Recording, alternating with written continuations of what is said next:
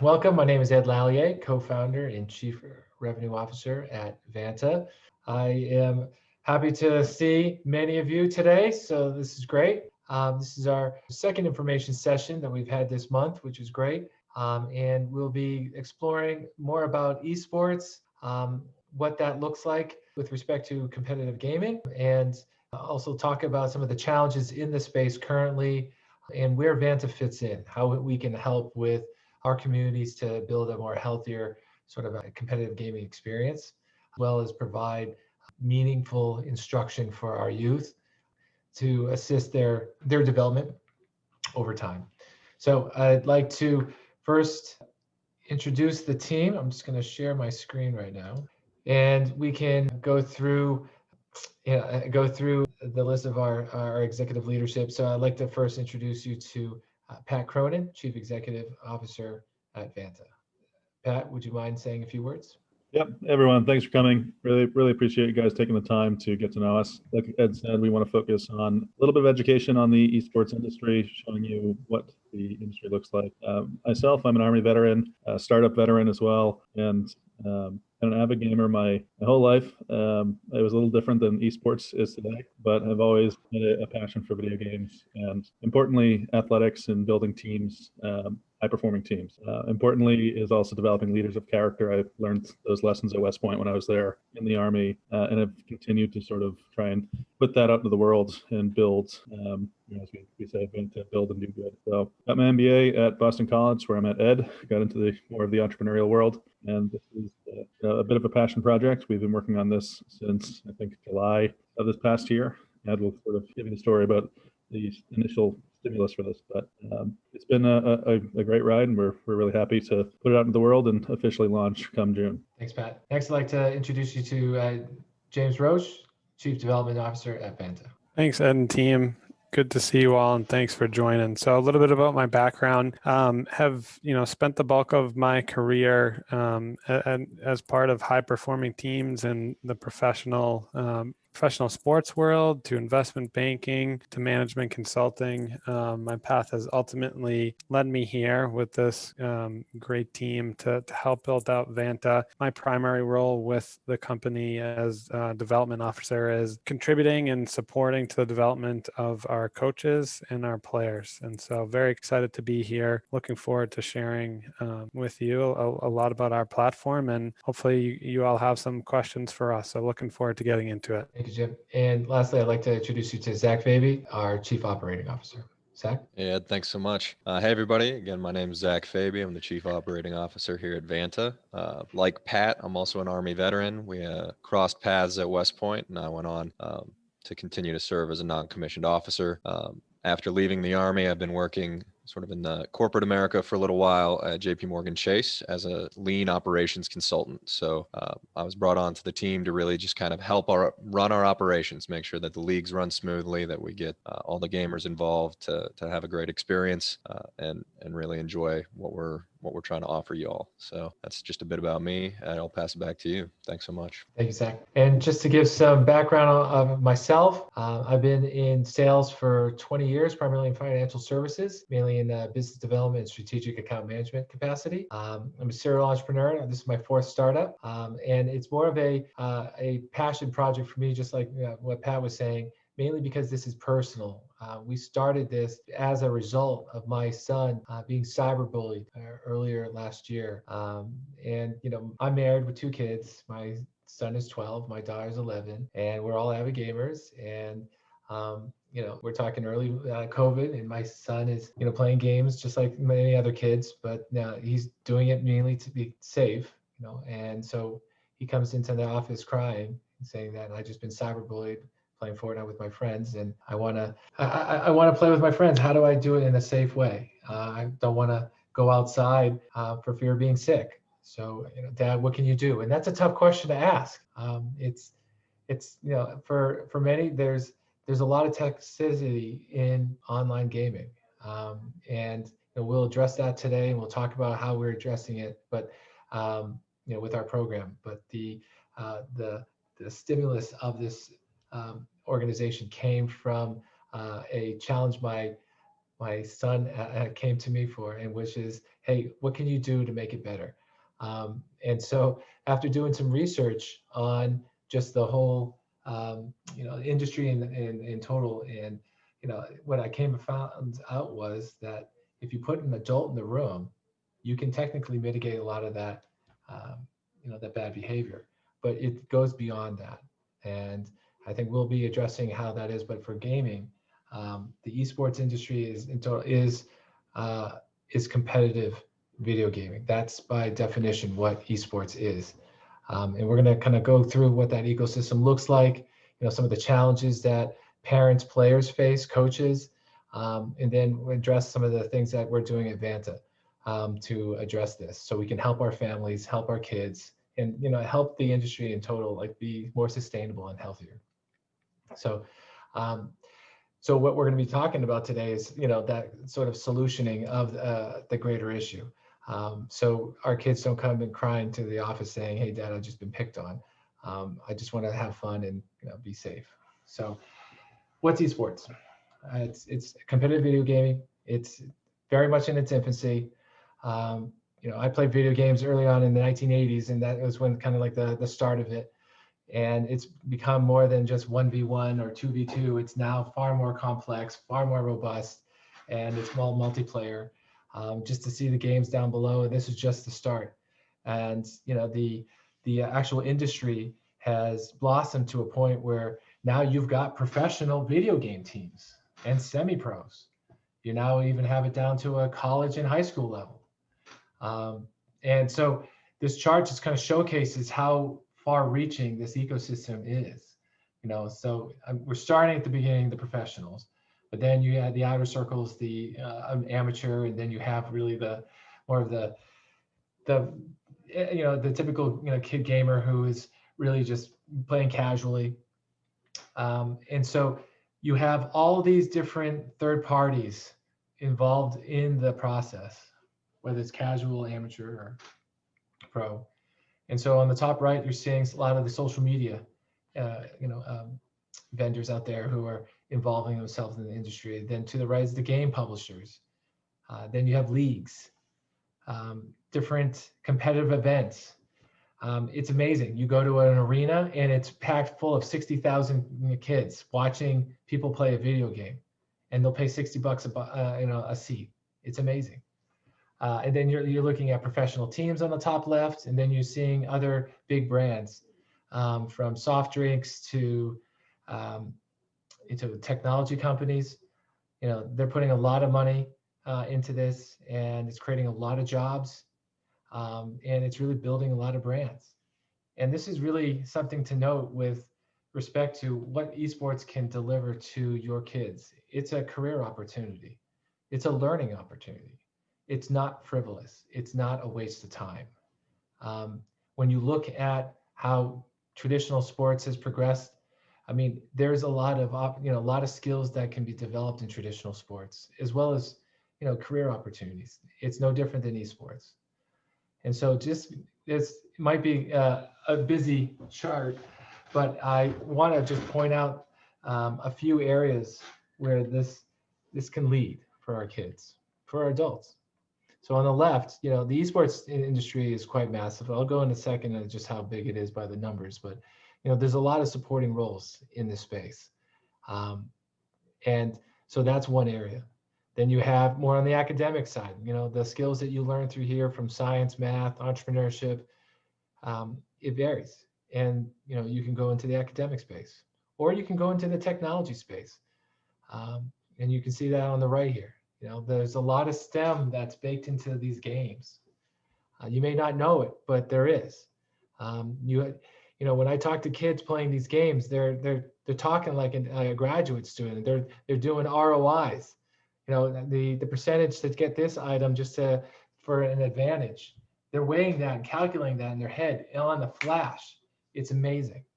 And that's just how you can play the game. So they're building skills. In addition to that, they're learning other things like problem solving, leadership, analytical skills. We were just talking, emotional management, decision making, communication. It varies, and a lot of this is there. A lot of it is not being developed. And that's where Vanta comes in. We'll talk about that in a second. But on the bottom rows right there, you can see a lot of the different kind of career industries that you can focus on, from media, business development, advertising, event management. It is really broad, and it's really exciting. This is a really, it's early days. It's a pioneer industry at this point. And it's got a lot of room to grow. So just to put it in perspective by numbers, you're looking at an industry that has over 3 billion gamers worldwide. And you're looking at revenues of excess of over 159 billion. That's billion with a B. That's a lot. And that grows at a 12% clip year over year. This is a path for school. A lot of the high schools and middle schools that I'm talking to, they're focusing, if they have an established esports program, they're focusing on how can I provide the next best alternative to get our students to school, because many of them may not know how to slam dunk a basketball or weight lift 300 pounds or do some amazing sort of some skill, but video gaming is an option. It really is. There's over 175 colleges to date right now in the United States will give athletic scholarships to play on your video game team. We're talking USC, Ohio State, just to name a couple. It's amazing, and it's only getting bigger, especially with COVID. There's money here. People see that there's actual interest in this sport, and it's not going to go away. And just to put it in perspective, the viewership is a massive, 500 million esport viewers. There's so many people who are looking at that content online, either YouTube, Twitch, and other media channels as well. It's growing. It's where people want to actually see something new and interesting, and they're using it as a how-to manual on how to actually get ahead, which is not effective, and which we'll talk about in a second. But just to put it in perspective and just how wild this is. Most recently, the League of Legends World Championship. It's one game. Over 100 million people watching it. That's more than the Super Bowl. Just keep that in mind. All right. So we just talked about the industry itself, and what it looks like, at a high level. But let's peel back the onion a little bit. Let's kind of look at what really is happening. So if we were to look at esports relative to its peers in the traditional sports space, you're going to see a misalignment. With the traditional space sports, you're getting a structure from the pros down to the entry-level little leagues in your local community, and then everything in between. But what you get here in esports is very dissimilar. You're getting pro teams, maybe some semi-pro, very little college, very little high school, and nothing else after that. There's nothing for our youth to support them and guide them on how to actually play as a team. So this is what the challenge was when I grew up playing games in the 80s, is that when you started playing, you were doing it on your own. Rarely were you playing as a team. And now it's still very much the same thing. If I want to play, I can get coached as an individual, not as a team. And so when I play these games as a team, I'm being matched with people who I don't know. They may have different skill sets. They may not want to actually be a team. And so a lot of frustration and negative behavior are going to come into that. And that's a disservice to the industry and the development of just the program. When I talk to high school and college, esport directors, when I ask them, how do you recruit? I get a smirk, because it's so hard. It's a lot of word of mouth. It's, maybe they go to some board where they can find some names, but it's very challenging. And when they bring them into their program, they really have to start from scratch, because they've never actually learned how to play as a team. And this should be established early on. When you look at the traditional sport programs, when you get started from Little League, it lines very well with the high school, with the college. It's plug and play. It's very different in esports because it's so young and it's so new. But it's a great opportunity for people who are putting the effort and have a passion for it, such as us. So the development of the problem is really a fragmented infrastructure with really no clear development for the gamers. And that kind of gap in not just the infrastructure, but also the actual curriculum itself is negatively impacts, the player and its personality too. So, what you're looking at right now is an environment which is toxic that can be fixed, and we will fix it. And it is something that is done through our model, and we're going to talk about that. But a lot of kids are saying, well, if I don't play these other sort of adult games, I'll be fine. I'll have my kid play Minecraft. This chart actually is very interesting to showcase how it's very prevalent in all games across the board. So Minecraft is only 2%, but there are millions of kids playing Minecraft now that are reporting being cyberbullied, not to mention those who are not reporting it. So these numbers are massive. And it's only because there's really no structure and mentorship, no adult in the room to make sure that there's this behavior will stop. Like there needs to be that type of security blanket, if you will. And so that's what Vanta was established to do, was to create a place where your kids are safe, that are free to learn and to meet new people, and to learn the skills that can take them beyond the game, maybe to, if they want to go pro, that's great, but also into their communities, into, other fields of study and careers. These skills can be found here in esports. This is just a picture of just a kind of the way that how we interact. I think we're all very familiar with how to interact online with teaching. COVID's kind of really upped our game in the technology, efforts. And so it's very similar to how we do it in esports, where you have a coach that we have that we've vetted, and we put them into a structured program where it's 3 months in duration, 2 practices a week, a game on the weekend, and then playoffs at the end, very similar to the traditional sports. And so we provide youth development leagues. And so these leagues allow our kids to really, over a period of time, get to know their fellow gamers. And we do it in a very different way. So we have 2 very distinct tenets that we are very focused on, which is 1, mentorship, and 2, community. We're trying to bring Ohana back, baby. This is what we do. We are trying to bring that community together and try to create something special that we can extend beyond the islands of Hawaii, beyond, into the mainlands, and go into Asia, go to Europe. We're going global. But it starts small, and then we have to build. But this idea that this can work. It just takes a lot of people that are of the same mind to help work with us. And so, what we've established, and we'll go through how we've created this kind of community that helps support our mission. But the community part is very important. And so we establish these communities both on the coaching side, which I'll get to in a sec, and also with the player side. Let's start with the players. So with the players, we build community in a fun, interesting way. And so we leverage what we call our house clan governing structure. So we don't call our teams, we call them clans. By definition, a clan is a team with an identity, a culture. And so when we bring the players together and form that team, we ask them to, as a team, what's their team name? Give me an identity. What's your team cheer and salute? So you're building a sense of self and community. But we don't want them just to know just their teammates. We want them to know other people. So how would you do that? So like Harry Potter, we've created 5 founding houses. And so what we do is we use the founding houses as a social network to meet other people.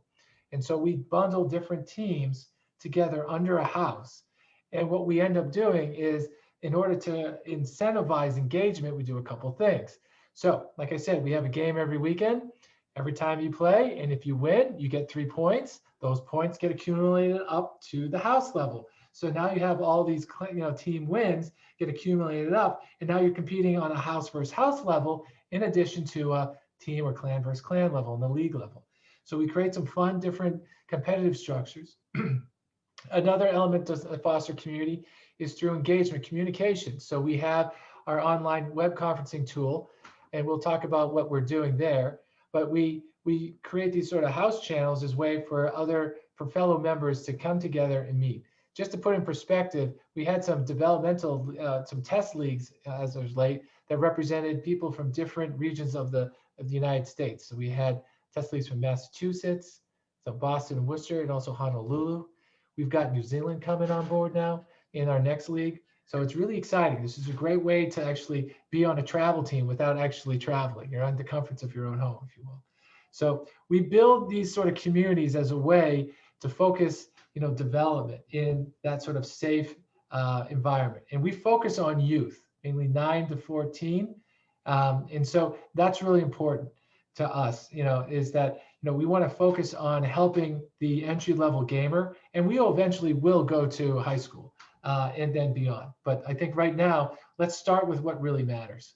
And so our key differentiators, our key competitive advantages, one, it's that holistic player development. And we'll get to that in a second, but we're not just about, hey, here's a coach, here's a curriculum, like let's play this game and then compete against another team. We're far more than that. There's a lot of unbalance right now in esports. A lot of kids overdoing it, playing it too long, and it's creating a lot of downside impacts, and so what we end up doing is creating a curriculum that's very holistic in nature, that includes health and wellness, social emotional learning, elements of STEM, leadership, goal setting, communication.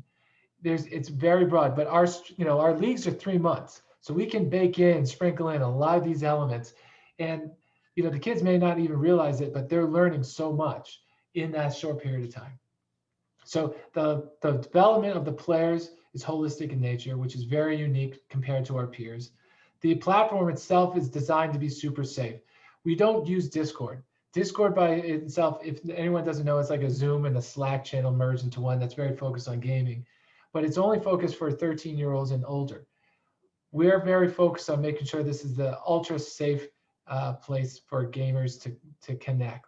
And so we're actually developing our own COPPA compliant. It's a regulatory term for those that may not know, but it's a regulation to make sure that you're protecting minors, under 13. So we're creating our own COPPA compliant Discord alternative, if you will. And it's going to be truly revolutionary. It's going to be the only one in the market. In the interim, we're using Google Meet, Google Classroom, which is still which is COPPA compliant too.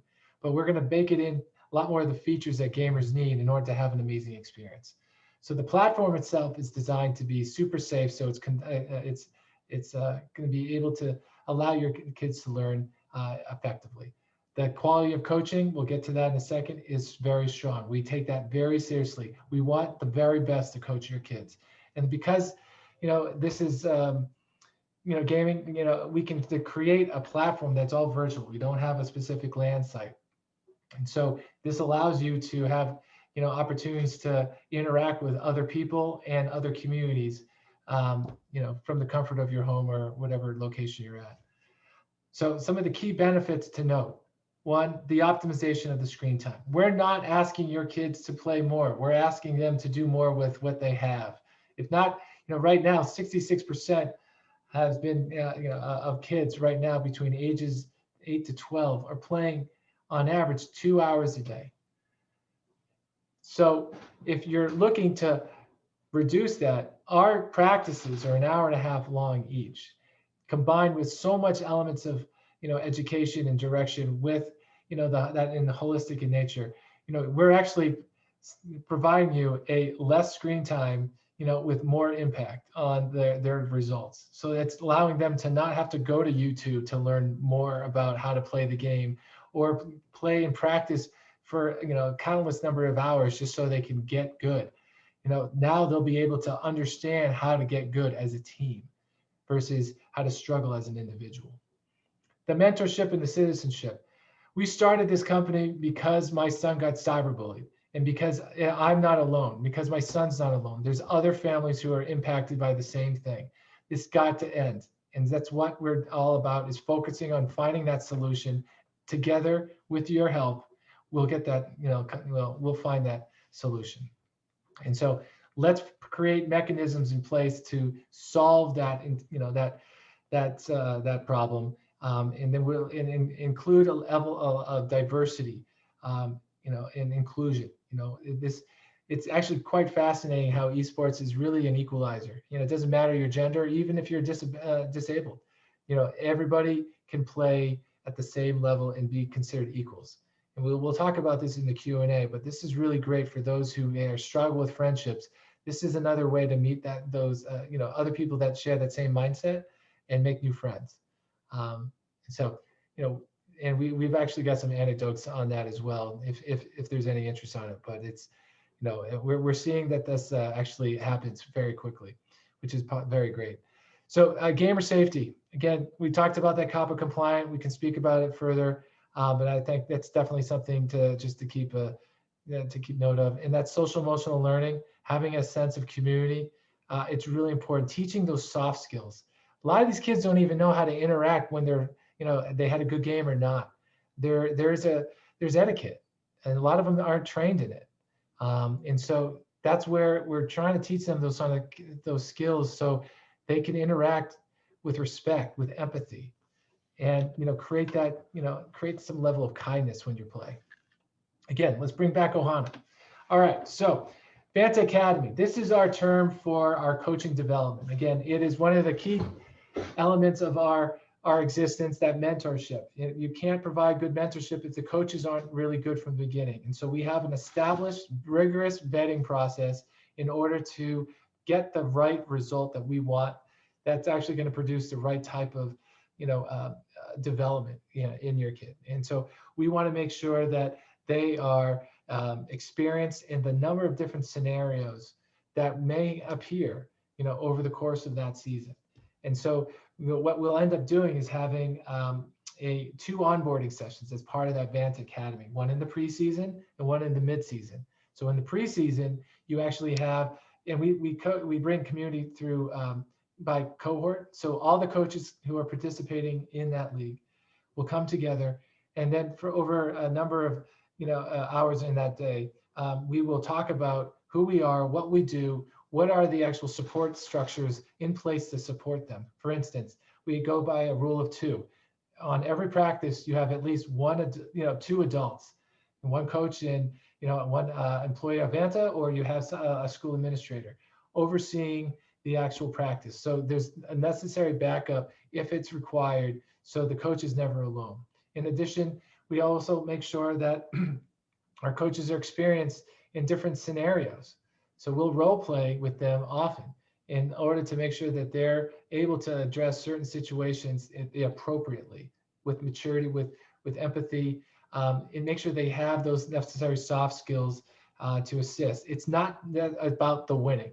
It's not. We coach, and kids want to win. That's it's by nature. That's what we all want. But it's a developmental league, and gaming is just a tool and to learn to learn. And so we're focusing on, is the coach effective in making these kids develop in the right way, so they are good gamer citizens in our community. Okay, and then we do a mid-season check-in, and that mid-season check-in is when we come back and we look at, all right, what's went right, what went wrong, what was the feedback from the parents, from the actual schools, from the players, and then we come together as a team and we talk about what we can do to make it better. And so we are constantly looking to get feedback from the parents and the schools and the players to see, is this experience meaningful? We want to care more and better than anyone else. And so that player development that we're looking to establish here has to be of the very best. And so we really set high standards for ourselves to make sure that we are meeting the expectations of our customers, of our players, of our parents, of the schools. So we focus on holistic player development. We focus on optimizing that screen time so you're getting the most out of that level of time that you're allowing your kid to play. And then we're very focused on making sure that there's positive outcomes in this season, in the experience at Vanta. Here's a slide that talks about our curriculum itself. The framework is very straightforward, but it's flexible. We're going to have players that come into Vanta at different experience levels. So you may have a league that's more intermediate advanced, but the majority of them are students who have never played the game or very raw and new to it. And so we're going to have those sort of very beginner novice leagues. And so our coaches will have the curriculum that's based on levels of themes, but they're able to flex and try other elements in order to properly developed. So every team can, will be, have a different level of experience. And I think that's as important to note that, we're going to get you the right curriculum. We're going to get you the right level of development. And our coaching staff is intelligent enough to adapt and flex to the needs of the situation, to the needs of the players.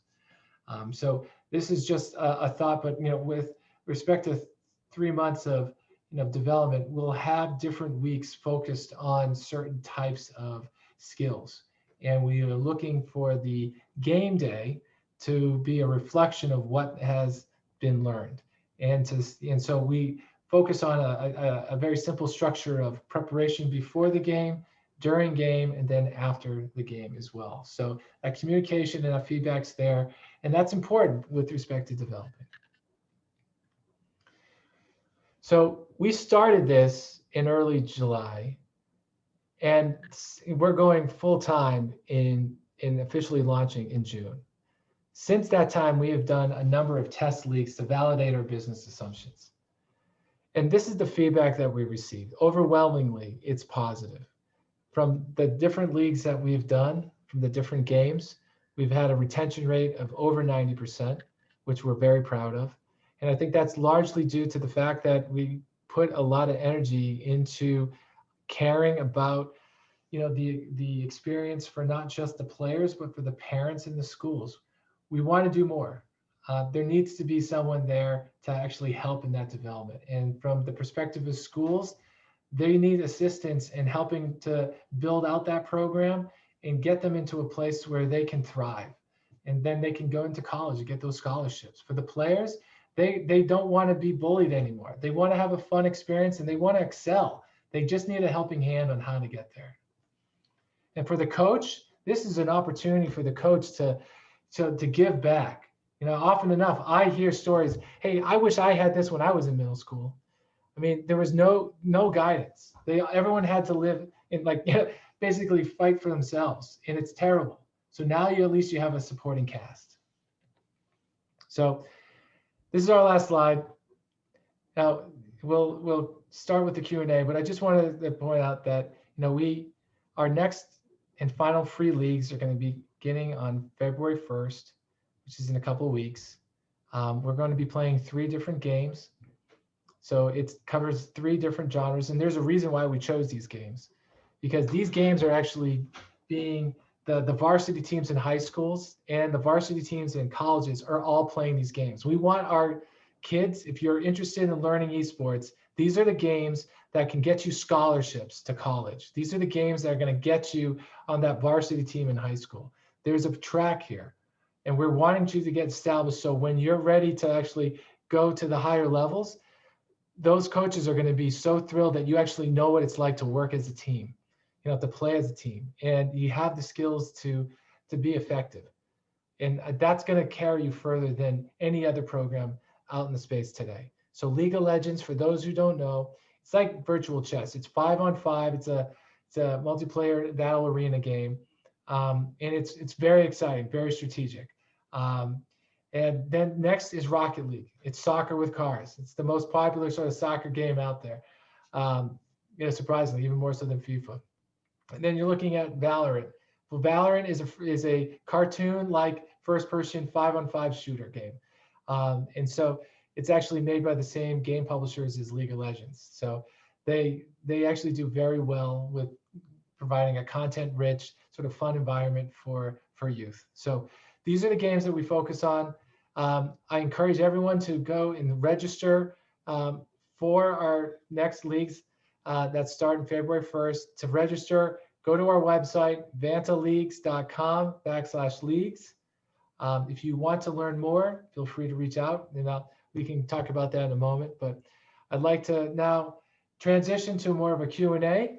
And so give me a moment here, and I will introduce you to a few guest panelists.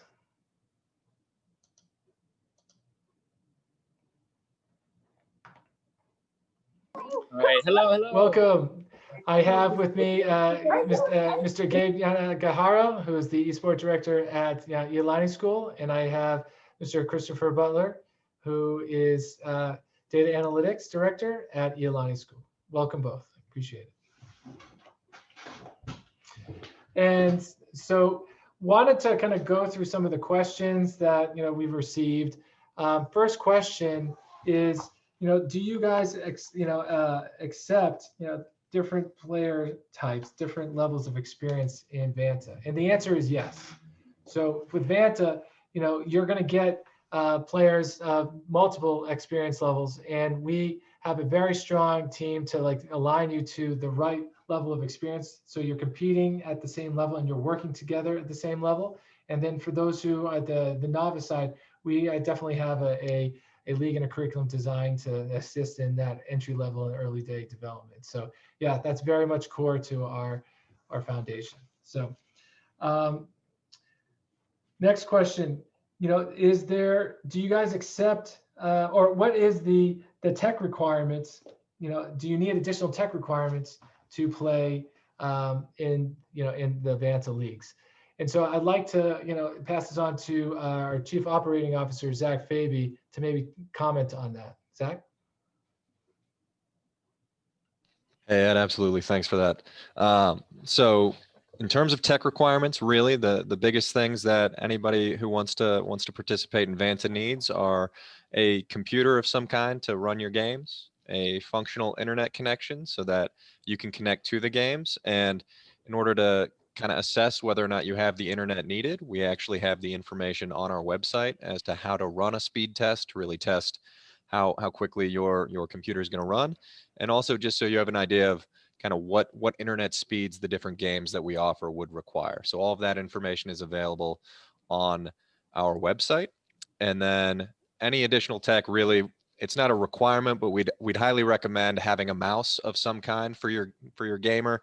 It is possible to play these games without a mouse on a trackpad if you have a laptop, but for their enjoyment, I'd definitely recommend using a mouse. It's going to be a lot easier to play, and they're going to have a lot more fun if they've got a mouse. And then obviously having a pair of headphones helps with the communication aspect as well. They don't need to be a fancy gamer headset that you see on Ed, but having any kind of headphones that you can plug into your computer will help your gamer be able to hear their teammates and their coaches more readily as they get into the games and practices. So thanks, Ed. Appreciate that.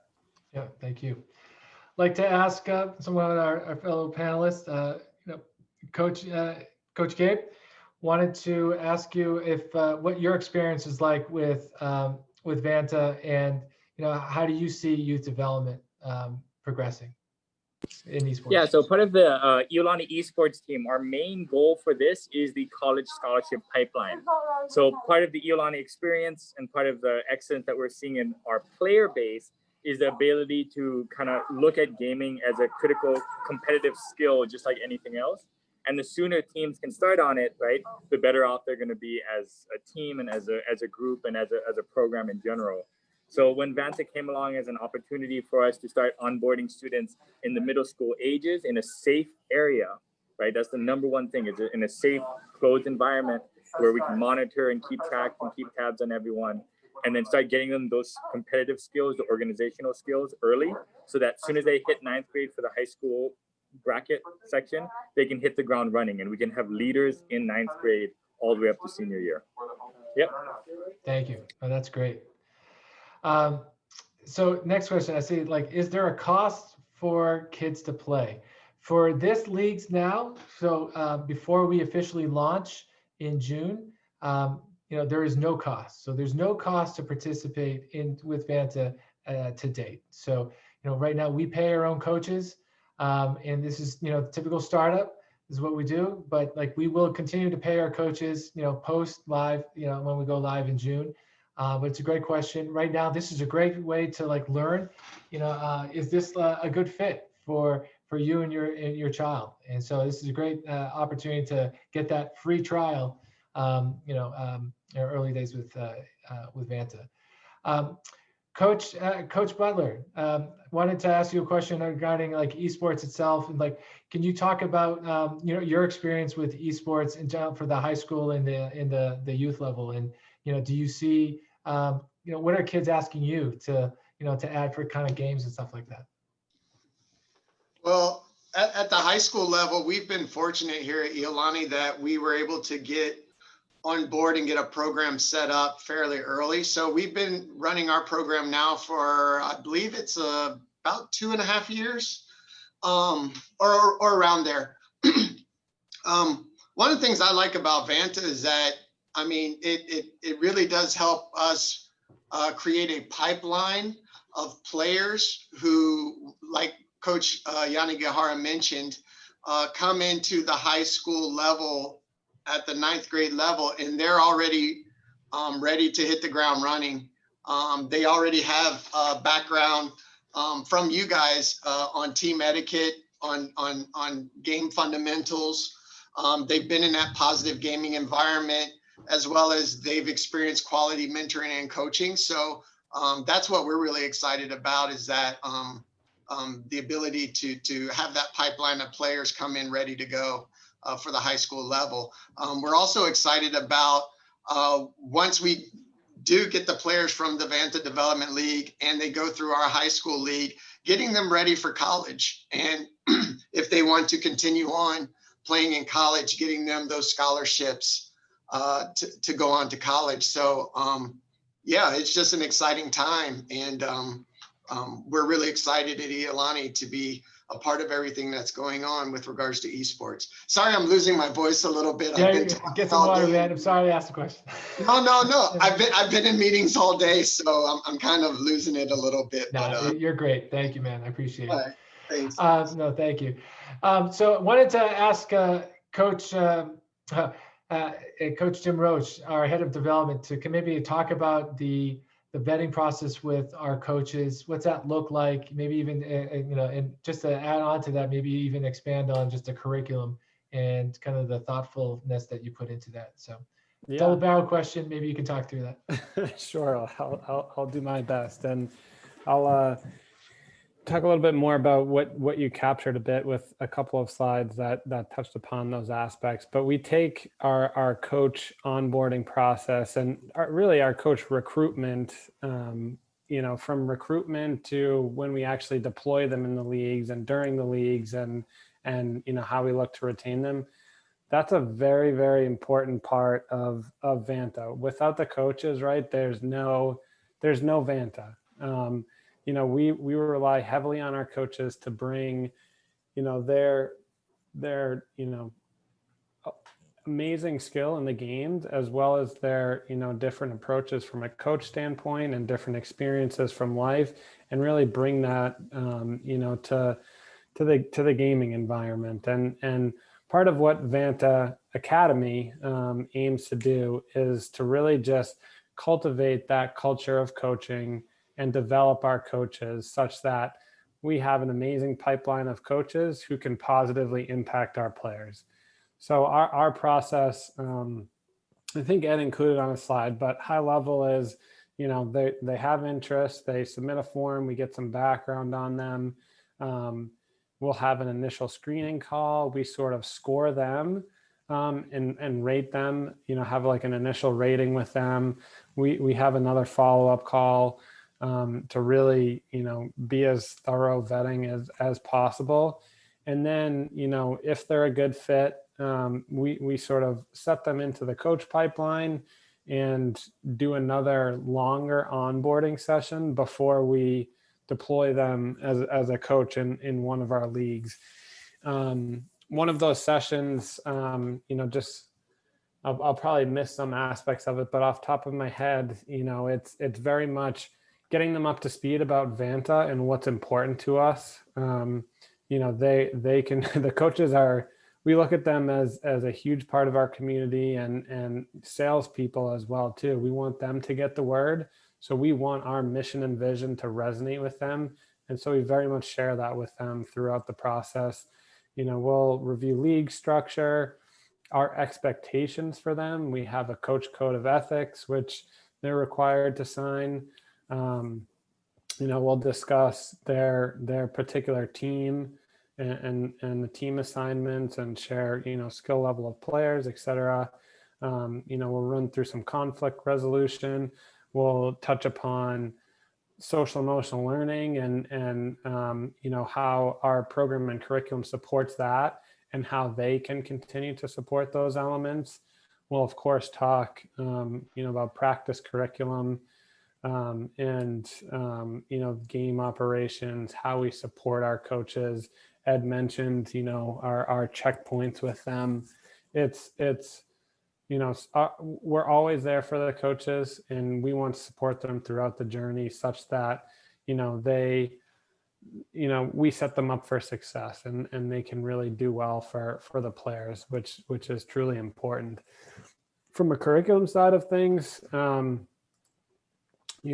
I think flashed up a slide which touched upon some of it, but over a course of a 3-month season, we'll have different themes that we'll weave into our curriculum, ranging from certainly fundamentals to teamwork to communication to adversity, goal setting, all sorts of things. And so in addition to the actual game that they're playing, whether it be League of Legends or Rocket League, and growing those specific game skills, we also look to grow them in the skills outside of the game. And so we really take a holistic approach to how we're developing our players. Practice structure at a very high level, basic level, typically start with some sort of check-in, homework review if they have it. We always have a wellness element incorporated into it, whether it be, they're always stretching for every practice. Recently mixed in some meditation, which actually went really well with the players, which was very exciting to see. And then we'll get into the meat of the practice, which incorporates drills and different, game scenarios. Would look to incorporate VOD reviews and stuff like that. And then always end practice with a post-practice after action review and sort of a optional homework assignment as well. So that's sort of the quick and dirty of it. Hopefully that captured what you were looking for, Ed. Yeah, thank you. No, that was really great.